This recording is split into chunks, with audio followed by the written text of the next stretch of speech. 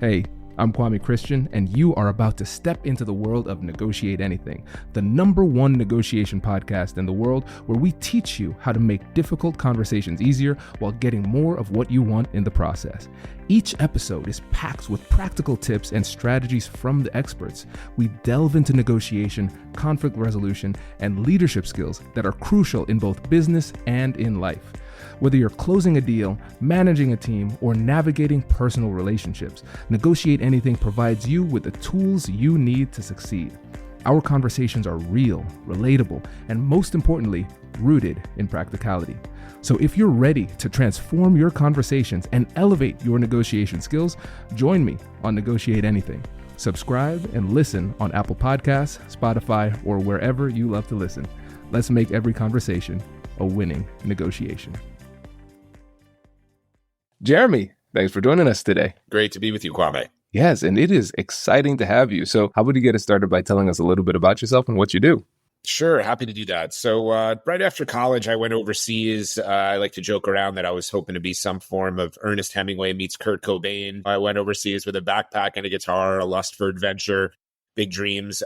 Kicked around Europe for a while before settling in Prague, where I spent the following 7 years as a freelance journalist. Also helped build the Media Association Project Syndicate. Moved to China after that and spent 2 more years there. So just under a decade abroad. Came back to New York, where I'm from, and I've essentially worked in the field of corporate security, corporate intelligence, corporate espionage for the last 15-ish years. During COVID, decided it was time to write a book called Sell Like a Spy, based on not only the interactions and work that I've done directly with intelligence officers and all the reporting I've done on the space, but also the book is a synthesis of the learnings, the lessons, if you will, from FBI counterintelligence officers, military special forces, snipers, interrogators, generals, what have you. So it's a synthesis of lessons from an elite level of government experience. And these days I do that. I give talks, I give trainings, and I also am an advisor to a corporate intelligence firm called Interfor International. Incredible. This is probably one of the most fun bios I've ever heard. Lots of twists and turns. Thank you. So this is great, Jeremy. And I love the idea of selling like a spy, because a lot of the folks who are in this space, when they're having negotiations, difficult conversations, it's in a more transactional type of world where we're having those conversations. There's dollars and cents attached to it and everything like that. And now we recognize, though, there are a lot of skills from spies, people who are in espionage, in that type of world, and counterintelligence that could transfer over to the selling space. And before we get into the skills, I want to make sure that the audience is sufficiently tantalized. So when you think about the skills that are required to be good at sales, what is the spy story that encapsulates that the best for you? Well, I mean, just kind of from a top level down, I kick off almost every talk I give saying that I think spies are the world's best sales people, because the sale that they have to make, which is convincing someone to buy into treason, is the hardest any of us could possibly make.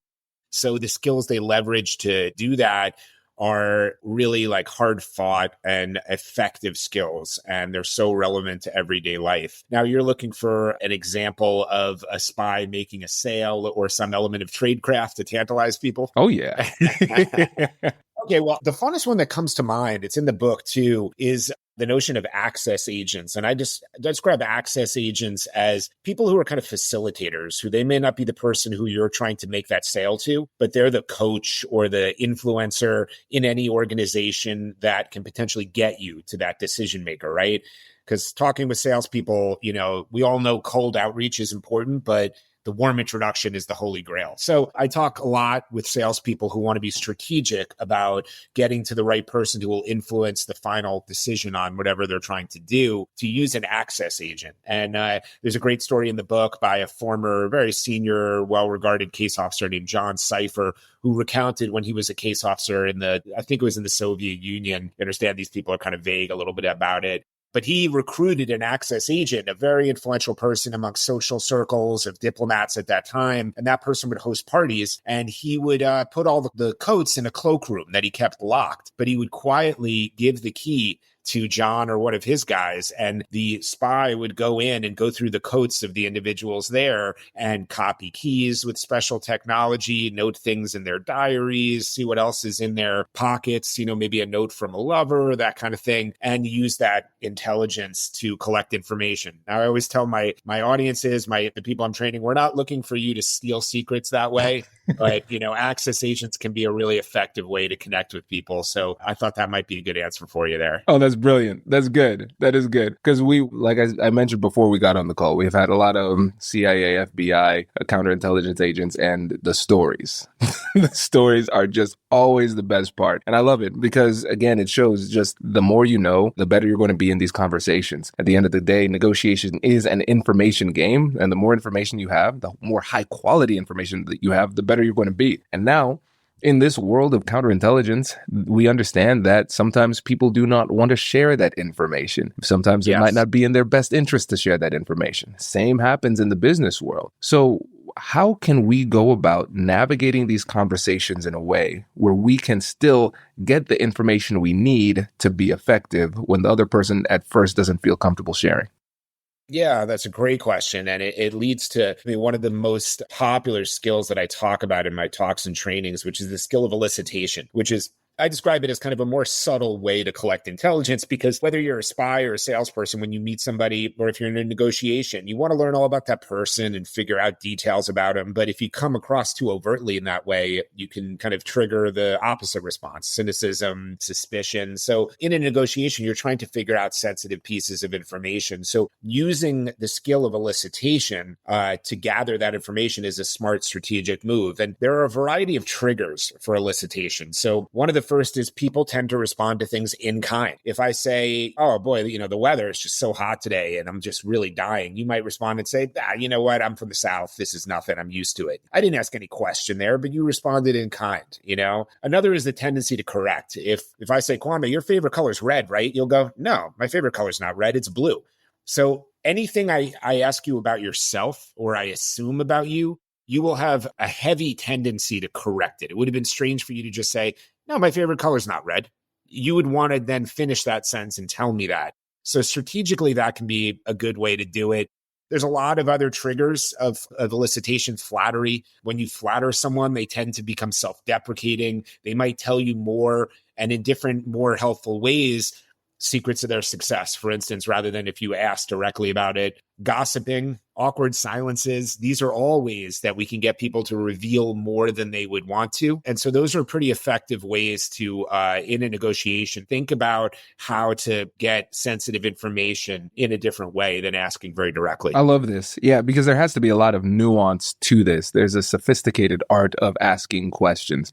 And whenever we have somebody on the podcast, we often hear, yes, ask questions, predominantly open-ended questions to get information. So people who are schooled in negotiation and sales, they understand that. But then the art that we're talking about with the elicitation method, I think this is really, really powerful. And I think most people do not approach it in this type of way. And when you think about what it would take for somebody to start to develop this skill of elicitation, where should they start? Start easy with all the skills I write about in the book. I say it at every talk at the beginning. These are skills for everyday life, and you should practice these skills in your everyday life with friends and family in low stakes environments. So if you mess up, you can just get made fun of by your buddy or your family member, right? Especially when we talk about things like mirroring, where if you get that bad, it can look really bad. So you want to start using these things in your everyday life before you bring them to your career, so you can kind of subtly scale them and get to know them. And one other thing I can add also about elicitation, it just came to mind, where you ask the question in a conversation is really important too. So sometimes you elicit on the fly, and other times you have a premeditated attempt, which it occurs to me at a negotiation, you would probably have more of a premeditated approach. And to give you an example from my life, I'm a corporate spy and I do a lot of what's called reputational due diligence. So if someone wants to do business with Kwame and you want to find out all these details about you, I might call up former coworkers, former people you served on boards with, litigation foes, and I might have 5 or 6 questions, but the real question I want to ask is right in the middle. And that's because people tend to remember things the beginning or end of a conversation and less in the middle. So I call it the violin conversation because it's narrow at the end, bigger in the middle, and that's where the sweet music gets played. So that's, I think, an important tip for negotiating too. This is so fascinating, Jeremy, because I think about this is great because I think about primacy and recency effect a lot of times in the conversations. Mhm. I never really thought about the value of embedding your most strategically potent question to the point where they won't remember it. Go deeper on that because I think that's really fascinating. Yeah, I mean, one of the examples I give in my talks is I call it the surprise party. So, I'm like, I'm going to throw you a surprise party, Kwame. You got a big birthday coming up. All your friends are trying to decide how to make this special for you. We want to have your favorite food there, but we can't remember it. So I call you up. I chat with you for a little while about how amazing it is that the New York Yankees are now in the World Series, which I'm really excited about. Then I'm going to ask you about, hey, I said, this is the example I use. Hey, there's a new Thai restaurant in my neighborhood. It's getting great reviews. Are you free any night next week? I remember, Kwame, you saying that Thai is your favorite food. And then you say to me, no, I don't know what you're talking about. Thai is not my favorite food, but pizza is actually my favorite food, but I'd be happy to go next week. And then we do that and I get that information from you and we wind up talking a little bit more about, say, like a favorite TV show we're both watching. So the middle part of it is where the action happens. And then at the end, by then you're not necessarily thinking about it as much. And it's better because if I had said to you at the very end, hey, this Thai restaurant's great, isn't it your favorite food? You might get off the phone with me going, what's he talking about? I never said that. I would never say that. And I don't want that, right? Oh my goodness. This is so good. So the next birthday party, next surprise party I plan is going to be fire. And it's going to and now I have you to thank. Using spy Yes, methods. exactly. Oh, that's great. And what I love about this is the subtlety of this as well. And what I'm recognizing is that delivery matters. And of course, we want people to be as authentic as possible, but we also recognize that whenever we're having these difficult conversations, there's a performative aspect to it too. How you deliver it matters. So when we think about it in terms of acting notes and the method of delivery, what are some things people should keep in mind as they are going through this elicitation method?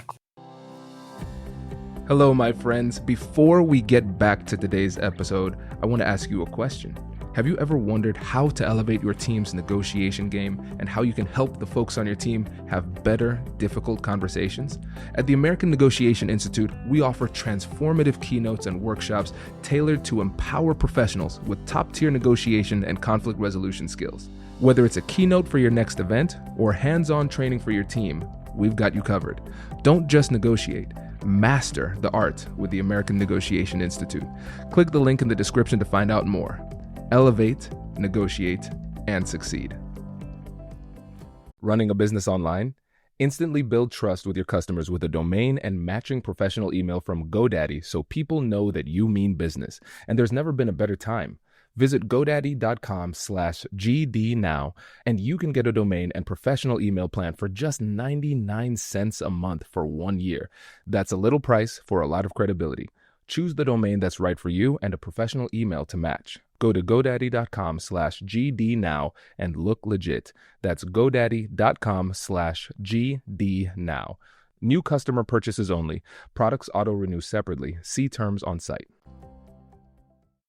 You want to make these things your own, okay? You want to make sure that you're putting your personal touch on all of these skills. That's another reason why I suggest doing them in your everyday life, using these skills, practicing them in your everyday life to get comfortable with them. Again, back to mirroring. If you're somebody who tends to speak with a lot of body language, you're an animated person, if you're meeting with somebody and negotiating with someone who is just very serene and very mellow, whatever the case may be, you want to adjust a little bit to the people that you're dealing with, but you don't want to become an entirely different person. It's performative, but you still want to be yourself because people value authenticity. They don't expect perfection. They expect you to be likable and authentic. When they see phoniness, when they see you trying too hard, that's when you're going to have a big problem. So these are subtle skills. Use them yourself. But, when you're talking about performative, and it makes me think about another line from the book, which John le Carré talks about spies as performers and entertainers. And I think there's value in negotiation in just about any aspect in life in cultivating people and understanding that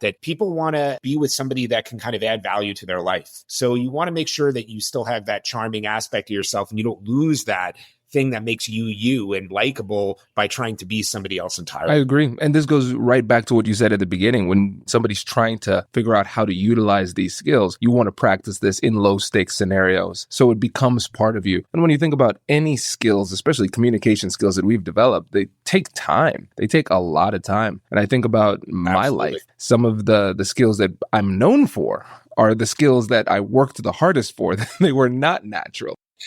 But it can be done. You can make it your new natural just by sheer repetition. And it was something else that comes into play when I'm thinking about the folks who are out there in the field as spies. You have to not only put these skills into practice at a high level, you can't just be smooth with it. You also need to be able to utilize these skills under massive amounts of stress and duress. And when it comes to communicating confidently under duress, what advice do you have for the folks who are out there having these tough conversations? Yeah, a lot of it is making sure you're in the moment, and what you're talking about right now makes me think about, what I talk about and write about on active listening and the evolutionary challenges related to that.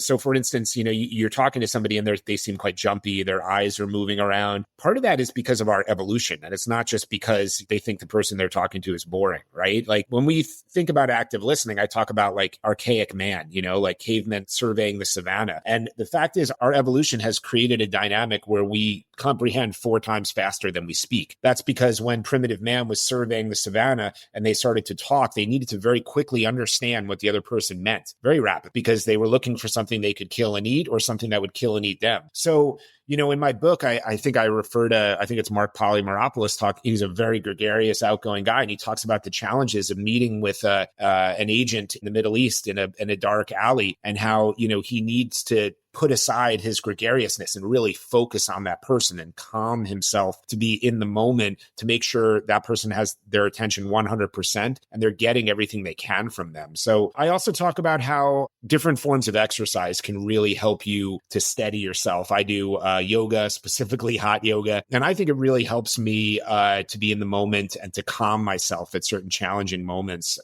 So those are a couple things that come to mind. I hope I didn't kind of, digress too far. Oh, no, there. This is perfect. This is perfect because I want to address these things in being in the moment, focusing, and then the benefits of exercise. This comes up quite frequently on the podcast, and maybe that might be my own bias too, but the benefits of making sure that physically you're trying as much as possible to be in the best possible shape. I don't think people recognize just how much of a nexus there is between your performance at work and your physical capabilities. And I recognize that the more I started to exercise, the calmer I was at a baseline level. It gave me a lot of confidence and it increased my mental acuity. So when people ask, why do I work out so much? I'm like, I cannot afford not to.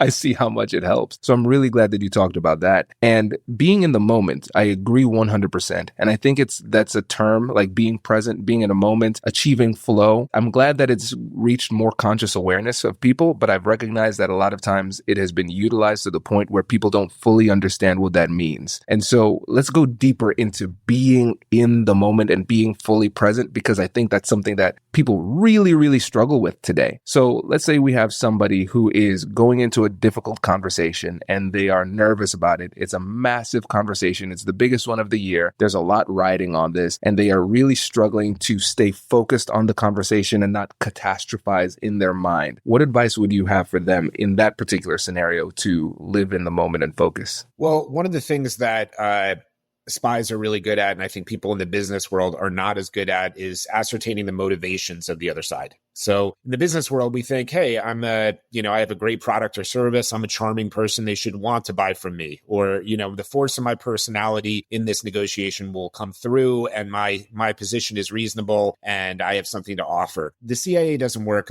quite like that. People get recruited on the fly, but for the most part, it's a highly methodical process of figuring out who that person is, what their interests are, what their weaknesses might be, and what might motivate them to, become an agent. And I think I encourage people to bring that mindset into sales and into negotiations. So I would encourage the person that you're thinking about there to do a ton of homework on their counterparty. Understand where they went to college, what boards they serve on, where Did they spend 15 years at the job that they're at right now? Or have they changed jobs every 3 years? On their LinkedIn photo, do they have like sunglasses on and a camouflage hat holding up a duck that they just shot? Or are they looking very serious in a suit and tie and not really smiling? I think going into a negotiation and understanding what I call the atmosphere and intangibles about the atmosphere that we're in and the intangibles of the personality of the person can give you within that conversation a lot of confidence about relating to that person, what their risk tolerance might be, how conservative they might be. So, just based on what I said, if I see someone who's been at a job for 15 or 20 years and I see someone who's changed jobs every 3 to 5 years, the person who's changed jobs more is potentially more, willing to take risks than the other person who might be more of a conservative person. Now, I'm not wed to that assumption. I will not double down on that to the detriment of everything else. But this is intelligence that I want to take in to inform my approach about how to connect with that person. So if I'm that person who's feeling nervous about going into the conversation, I want to do as much homework as I can about that person and write it out, create a dossier on that person and start asking yourself questions about them and go deep. And you'll feel a little bit more reassured, feeling like you know that person going into it. Yeah, I agree 100%. And I think that the homework aspect is often overlooked. If you talk to most people and you say, hey, how would you prepare? Well, I do some homework. I think the way that they think about homework is going to be very different from the way that you think about homework as well. Yeah, maybe. Because they might just go, hey, I checked out their LinkedIn and that's it. It took me 37 seconds and I feel pretty secure. Yeah, but what did you check out on the LinkedIn, Exactly. right? You ask these questions. Yeah. So let's say if we're kind of trying to be as practical as possible, I've got a meeting coming up. We're going to go through their LinkedIn about how much time are you allocating to this process of doing homework on the person versus doing strategic preparation for the conversation? I don't think you need to do, a ton of time-based research on that person. I'd say give the LinkedIn profile a really solid review. Like I said, take some notes, ask yourself some questions. It's probably a 15-minute process if you're being pretty fulsome about it. If you wind up finding out all sorts of things, making connections like, hey, this person went to, Big Ten college and I'm a big college basketball fan. And wait, I go to their social media profile and they're at these games and I was at that game too. And so if it starts steamrolling, that's great. Maybe it takes longer. Go as deep as you can, essentially. But somebody might have a really basic LinkedIn profile. They might have really basic social media, not much about them online. So get what you can. Don't think you have to spend an hour. Otherwise, you're being, negligent on it. And just see what you can glean about that person and trust your instincts about who they might be, but be willing to be contradicted and understand that people are complex. Absolutely. Absolutely. And just one point of clarification too, if they went to a Big Ten school, most likely we should talk to them about football, Jeremy. That's what football. I'm a baseball fan, but I'm not like college sports. So thank you for that correction. Yeah, I'm an Ohio State guy, and I go to the game. So I'm like, listen, we don't talk about basketball here. We just talk about. Sorry about that. I messed up. This is great. And I think there's a great opportunity for us to transition as well to the reality of deception. This comes up all the time because people say, hey, Kwame, I'm asking all these great questions. What if they just lie straight to my face about all of this? Because the quality of the information matters. So first, without even steering you in a particular direction, tell us about what you've learned about deception in the world of espionage and what you've learned about deception in the business world.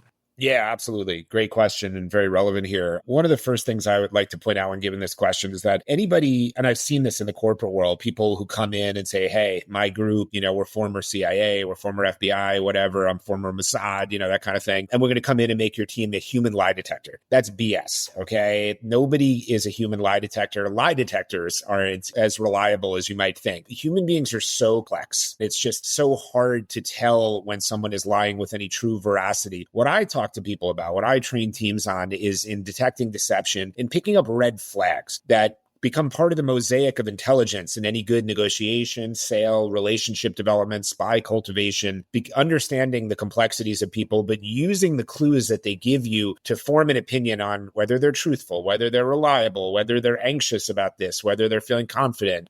Body language is a part of it, all this. But, when it comes to detecting deception, I write about it in the book, and there's some key things. So like failure to answer a question. We're talking sports here, and I have a sports analogy for that in the book. I'm a New York guy, so I love to stick it to the Boston fans, New England fans. So a while back, I'm sure you'll remember, Kwame, when Tom Brady and the Patriots had the Deflategate scandal.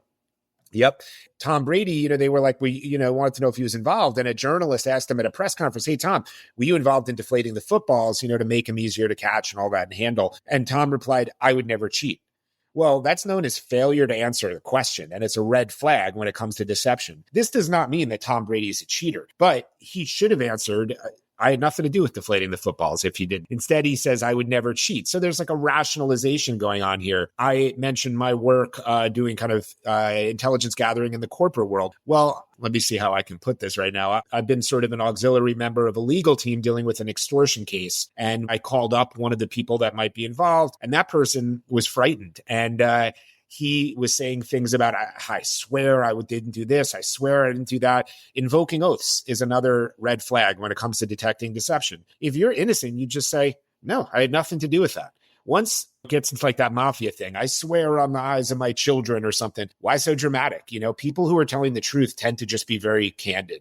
Now, this guy could legitimately just be scared, and he could be exaggerating because he's so frightened. But it's a red flag when people use that kind of hyperbolic language. And there's a couple of other red flags in this area as well. Jeremy, this is great because there's so many things that are floating out there in the media and social media about how you can tell deception. And usually those things are very wrong, right? We have the eye contact thing, all of these different types of approaches. But what I love is that yours is grounded in personal experience and experience from other people through this robust analysis you've done through the book. But also it's grounded in the reality that we can never know. We can just gather clues. And so I'm really glad that you said, hey, this is how you know for sure that they are lying. But it's like, no, this is how we can start to connect some potential dots. And I think a lot of times, sometimes you have people who are just completely unaware of the fact that people are deceiving them. And that's a problem. And then I think there are other people who are way overconfident in their ability to detect deception. And that's also very problematic too. So I like that this is grounded in reality. Yeah. Well, thanks for saying that. It's there's some things I've seen in everyday life through my work. And then there are things that just, researching the book have come up. So the only thing I do know is the only person lying when they say I'll make you a human lie detector is that person, because they're lying and saying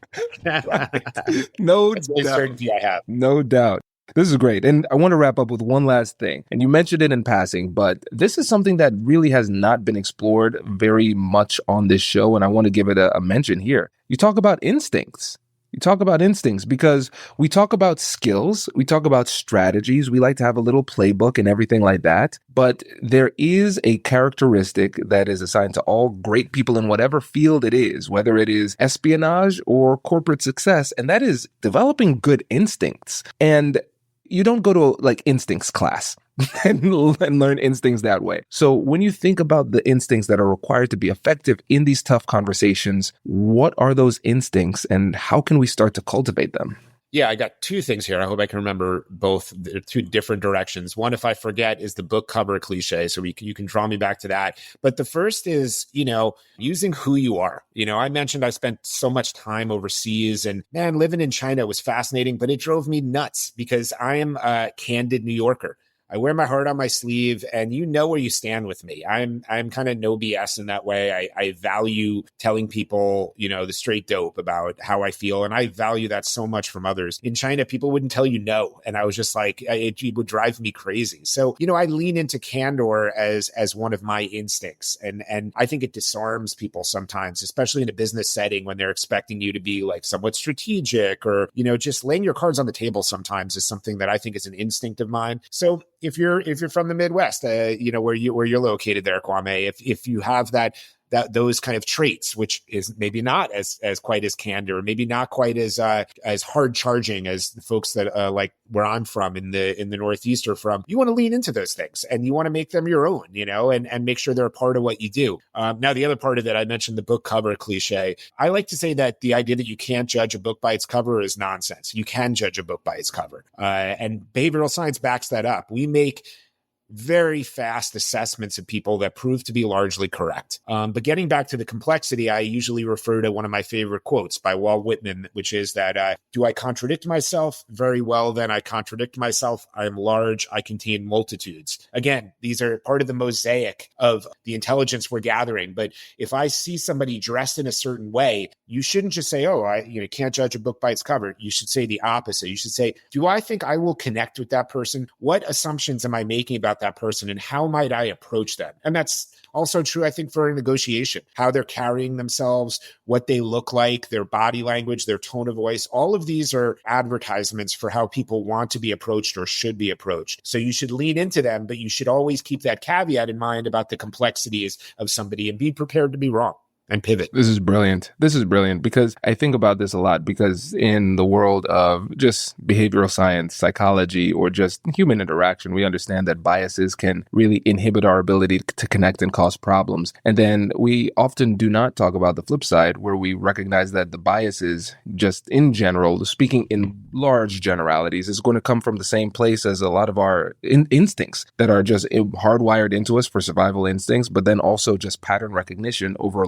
many years of experience. And so sometimes what we do in our attempts to be good people often can make us worse animals when it comes to honoring our instincts in the moment. So I'm really glad that you have that balance. Say, hey, listen, your those instincts, they're there for a reason. Don't ignore them. Pay attention to them, but also have that higher level thinking that allows you to treat them as assumptions, not true conclusions, and you can navigate with flexibility. I think that's incredibly powerful. And the part that really struck me is the fact that teaches, when we're reading a book by its cover, we have to make these reads. So I'm glad that we're encouraging people to make these reads, because people present themselves in ways that help you to understand them in like those two different ways. So we're saying, hey, there are going to be some signals that people give out that they cannot help but give out, even if they wanted to try, right? So that is important information, so I can understand how to work with or work through or communicate with this particular person. And then there are going to be other things that the person might put on themselves. They might present in a way to